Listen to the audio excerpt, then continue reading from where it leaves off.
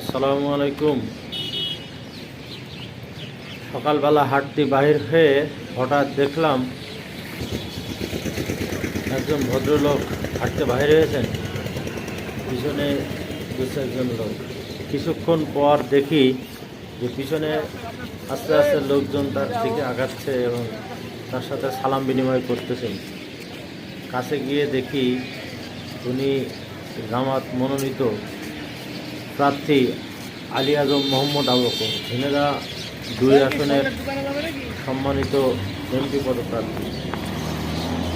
উৎসুক জনতা তার দিকে এগিয়ে আসছিল এবং তার সাথে সালাম বিনিময় করছিল এবং হাত উঁচু করে তার সাথে দৃষ্টি আকর্ষণ করছিল। এবং ভদ্রলোক দেখলাম খুবই মানবিক, সাদাসিধে একজন মানুষ, খুব সুন্দর করে কথাবার্তা বলছিলেন এবং পরে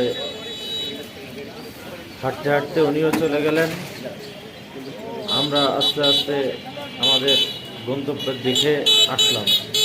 তো যেটা মনে হয় দাড়িপাল্লার ঘন জোয়ার চলছে, জিতবে এবার দাড়িপাল্লা ইনশাআল্লাহ।